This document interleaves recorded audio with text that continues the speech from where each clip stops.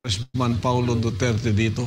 Nagbigay ng pahayag si Pastor Apollo C. Quiboloy sa kanyang programang Spotlight sa SMNI ngayong Huwebes patungkol sa tugon ni Davao City 1st District Representative Paulo Duterte sa kasong isinampak kamakailan ni ACT Teachers Party List Representative Franz Castro laban sa kanyang ama na si dating Pangulong Rodrigo Duterte. Matatandaan na noong Martes, ika-24 ng Oktubre, naghain ng kaso ng grave threat si Castro laban sa dating Pangulo kaugnay sa mga pahayag niya sa kanyang programang Gikan sa Masa para sa Masa noong ika-11 ng Oktubre. Sa nasabing episode, tinalakay ng dating Pangulo ang pagpuna kay Vice President Sara Duterte patungkol sa confidential and intelligence funds. Ayon kay Pastor Apollo, hypocrisy daw ito sa parte ni Castro at sa kanyang mga kasamang makakaliwang kongresista. Naku, napaka-sensitive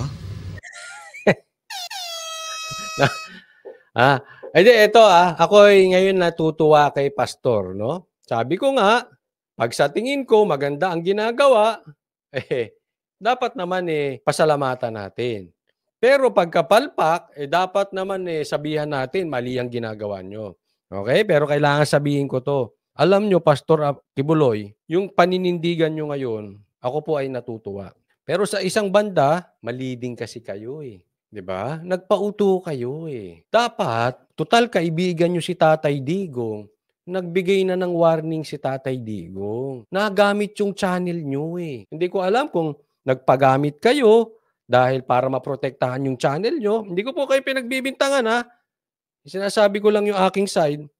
Pero kita nyo, nawala din ang SMNI. Hindi ko po wala po tayong sisihan. Kailangan ko lang banggitin ito.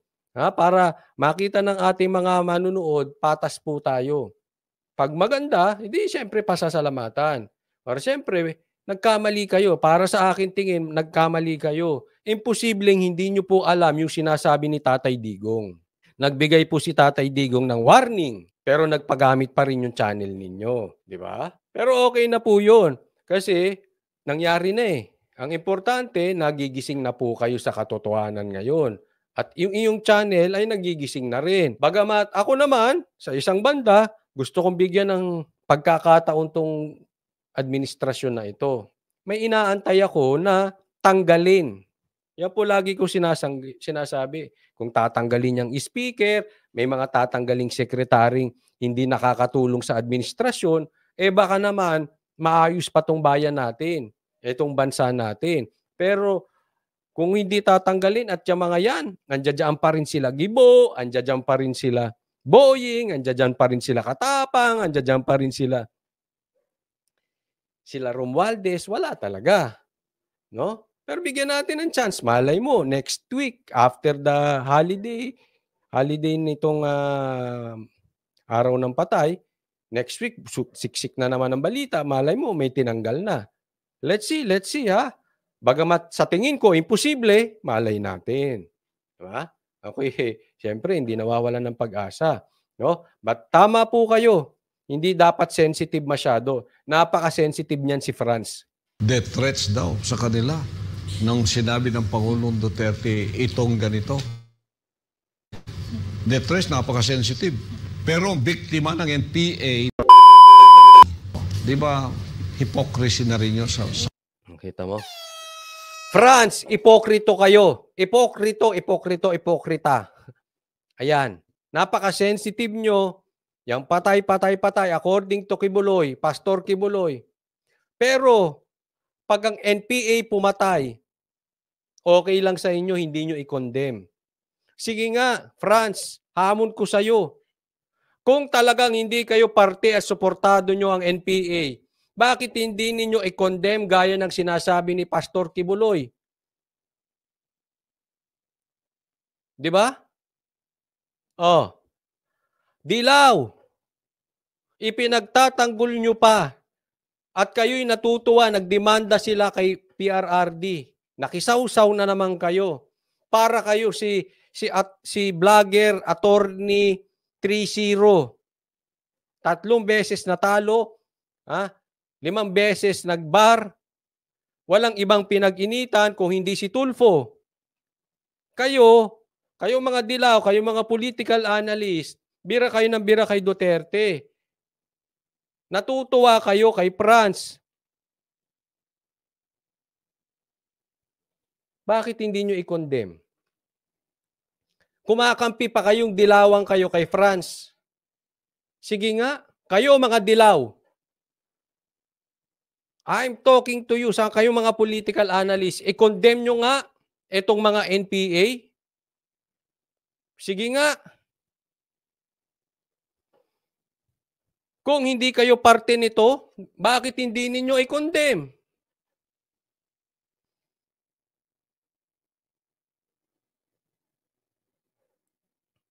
Sabi ni Garski, kakaiba tong government natin, kumakampi na tayo sa Kaya nga, tapos ito, may piste na. Relax, Golsoli. Kumakampi pa kayo sa Makabayan Block na hindi i-condemn ang mga NPA.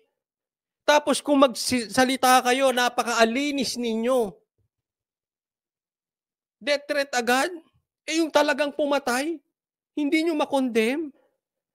Hamon yan. Hamon yan ni Pastor Kibuloy. Hamon yan ng iba. Bakit hindi nyo i-condemn? Ganun kasimple.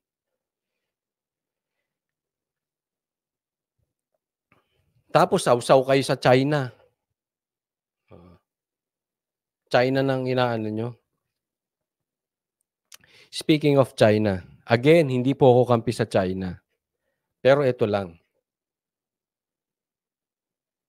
Ayaw ko sa gera. At please lang, huwag tayong magpauto sa mga politiko. Huwag tayong mamatay ng dahil sa shoal. Huwag tayong uto-uto. Inuuto lang tayo ng mga yan. Kung galit sa Chinese yan, ang laki ng problema natin sa Pogo. Ba't hindi yun ang asikasuhin nila? Bakit yung mga may ginawang masama dito sa Pogo, hindi nila ibalik sa China? Nag-aantay kayo ng lagay? Hindi, nagtatanong lang po. Ang dami nating gustong asikasuhin eh.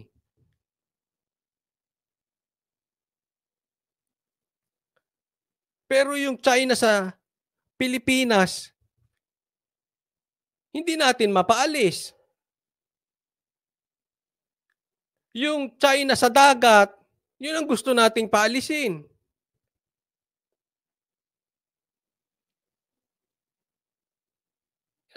Ako, naiipokritohan ako, promise, naiipokritohan ako sa kanila.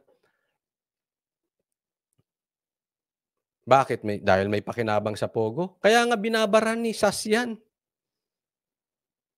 Oh, eto. Ha?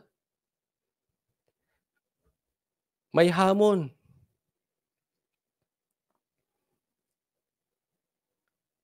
May hamon sa'yo, Gibo. Bakit hindi mo mapalagan? Si SAS. Oh.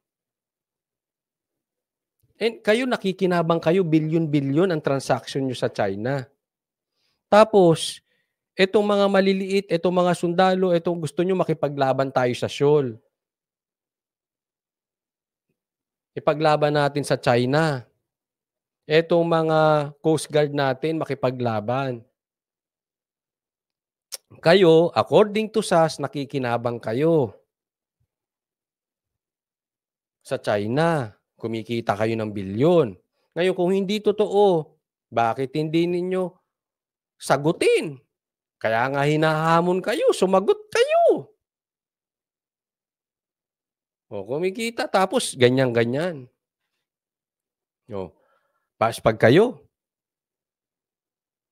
may pakinabang. Kaya alam mo yung sinasabi ko po sa inyo, huwag po nating aalisin sa isip natin, ano ba ang agenda nitong mga politiko? Huwag tayong magpapauto, ha? Huwag. Alam nyo, this is not about China and this is not about US. This is about our politicians. Tandaan nyo, politika lang po yan. Walang totoong away. Politika lang yan. Ginagamit lang yung away na yan. Alam mo, ang ganda nung sinabi ni narinig ko po ito. Nakalimutan ko na ito kung saan. Basta ang sabi, no? Diyan daw sa mga napag-aralan nila. Pakinggan nyo ito mabuti. Pag meron daw problema ang isang grupo, ang isang ahensya, isang bansa, alam mong gagawin nila ay kukuha sila ng kaaway sa labas. For the purpose na yung magkakaaway, yung hindi nila maayos na away sa loob, pagdating sa labas at merong common na kaaway, magkakampihan yung mga tao. Halimbawa, ikaw ay mapapula, dilaw, asul, puti, berde. Pero naalala nyo, pag may laban si Manny Pacquiao, lahat tayo kumakampi kay Pacquiao, lahat tayo nagkakaisa. Ultimo traffic, nagkaisa. Walang traffic pag may laban si Pacquiao. Pag may laban tayo sa basketball, magkakaisa tayo, kampi tayo doon sa basketball team natin sa Pilipinas. Gilas Pilipinas, di ba? Ganoon eh. Ganun po ang ginagawa. Kaya nga, ang sabi nitong isang nagbigay ng pahayag na ito, sabi niya, yung problema sa China, yung problema dyan sa Seoul, gawa-gawa lang nila yan. Kasi hindi nila masolusyonan yung problema, nagbibiyak-biyak na po ang Pilipino. Kaya kumukuha na lang sila ng common enemy para tayong mga Pilipino ay magkaisa at tayo ay magalit sa China at magkampi-kampi para magkaisa ang Pilipino. Kaya lang, matalino na ang Pilipino. Marami po alam, gimmick lang yan. Binulgar pa ni Sas. Kaya ang ganda ng pagkakabulgar ni Sas eh.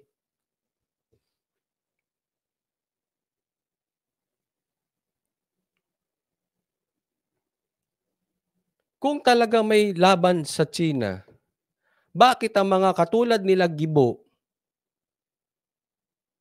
ay malaki ang kinikita sa China?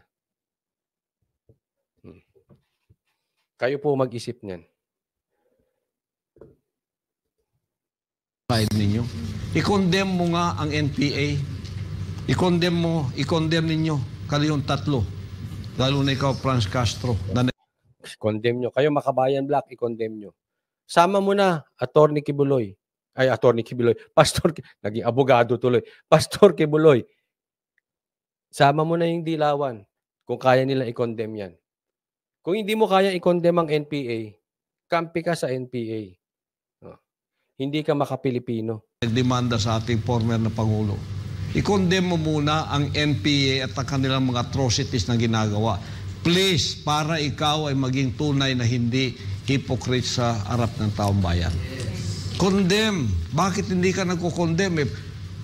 Congressman ka, kampi ka sa gobyerno, di ba? You took an oath to defend the Filipinos, di ba?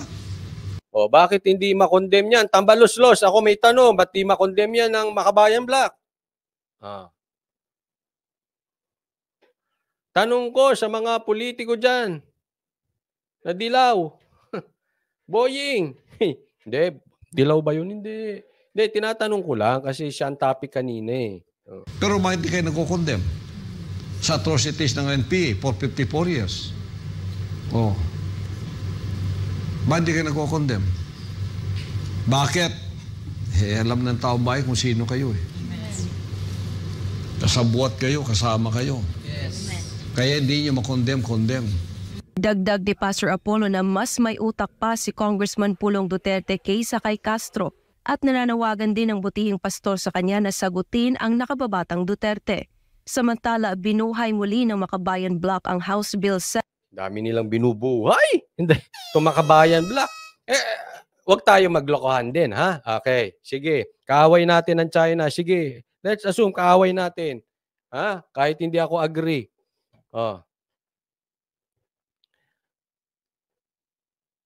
Tanungin ko kayo, saan ang mas malaking peligro? Saan ang mas malaking problema natin? Sino ang mas talagang kaaway natin? China o NPA? Sige nga. Bakit gustong-gusto nating magmagaling, ipakita sa buong mundo na tayo ay nakikipaglaban, nakikipagtapang-tapangan tayo diyan sa China, samantalang yung problema natin, yung security natin within, hindi nyo maayos.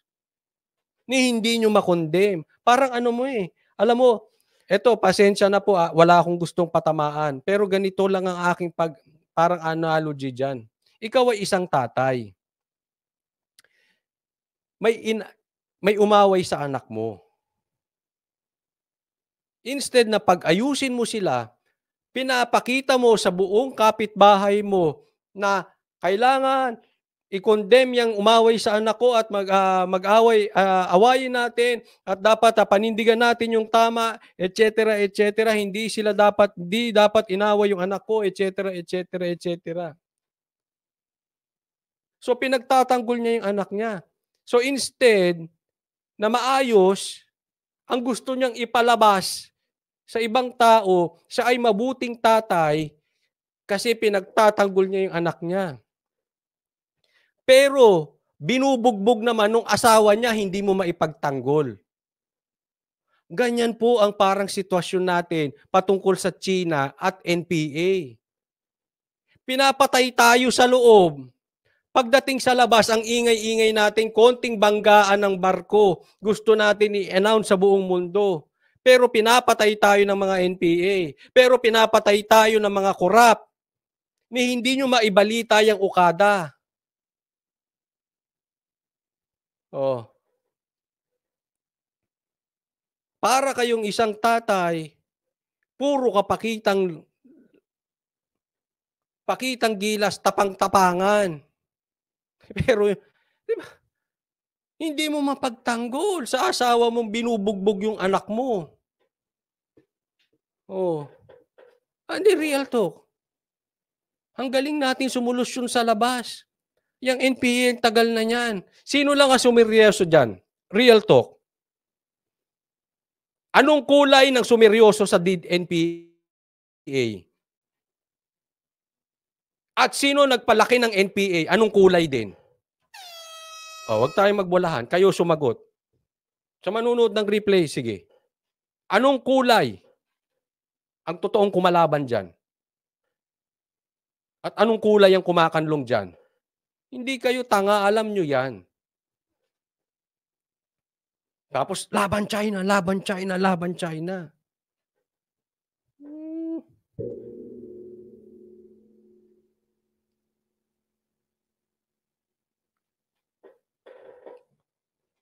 Yung nasa loob, hindi nyo maiayos.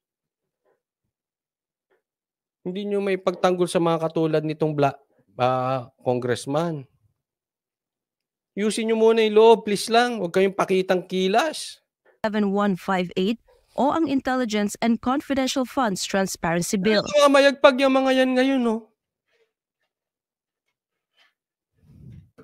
Ayon sa makakaliwang grupo, ang confidential at intelligence funds ay pampublikong pondo at dapat itong gawing bukas sa pagsisiyasat ng publiko.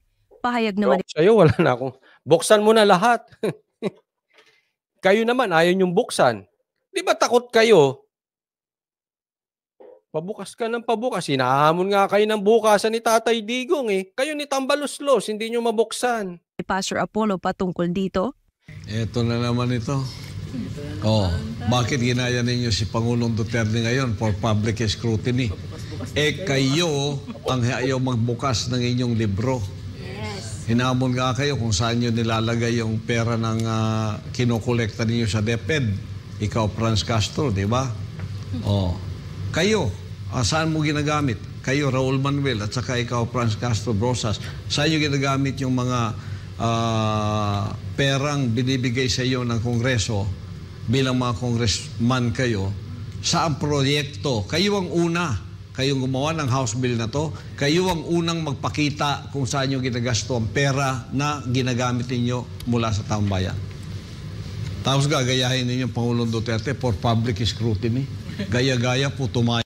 Kaya balik ako ulit yung dilawan. Sige nga, sabihin nyo. Bukasan. Kinakampihan nyo pa yung Makabayan Black.